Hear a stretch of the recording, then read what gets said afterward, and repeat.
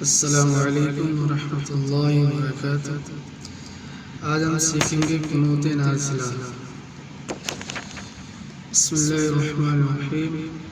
اللہم اہدنا فیمن ہدیت وعافنا فیمن عافیت وتولنا فیمن تولیت وبارک لنا فیما اعطیت وقنا شر ما قضيت فإنك تقضي ولا يقضى عليك وإنه لا يذل من واليت ولا يعز من عاديت تبارك ربنا وتعاليت نستغفرك ونتوب إليك اللهم اغفر لنا وللمؤمنين والمؤمنات والمسلمين والمسلمات وألف بين قلوبهم وأصلح ذات بينهم وانصرهم على عدوك وعدوهم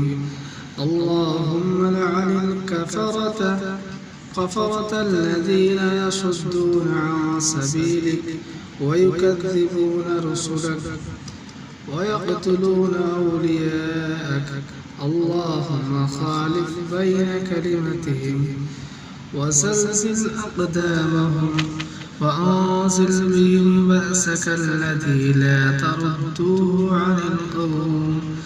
عن القوم المجرمين وصلى الله على النبي الكريم۔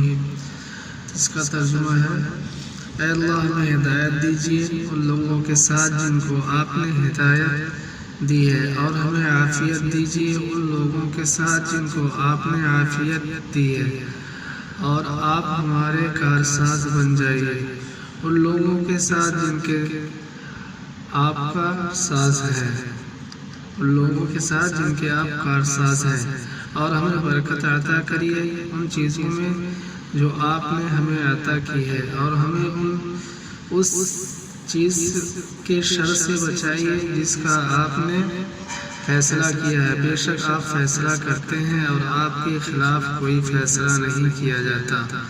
وہ شخص کبھی ذلیل نہیں ہو سکتا جس کے آپ دوست ہوں، اور وہ کبھی عزت نہیں پا سکتا جس کو آپ اپنا دشمن قرار دیں۔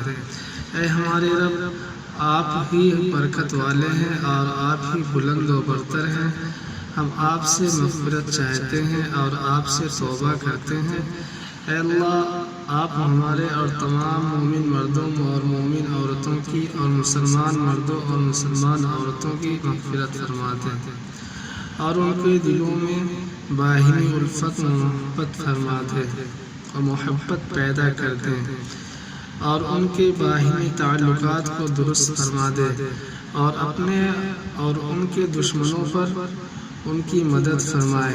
یا اللہ، ان کافروں پر رحم نہ فرمائیے جو آپ کے راستے سے روکتے ہیں اور آپ کے رسولوں کی تکذیب کرتے ہیں اور آپ کے دوستوں مسلمانوں کو قتل کرتے ہیں۔ اے اللہ، آپ ان کے درمیان پھوٹ ڈال دیں اور ان کے قدموں کو ڈگمگا دیں، اور ان پر ایسا عذاب نازل فرما دیں جسے آپ مجرم قوموں سے رد نہیں فرماتے۔ اے اللہ، نبی کریم صلی اللہ علیہ وسلم پر رحمت نازل فرمائیں، آمین۔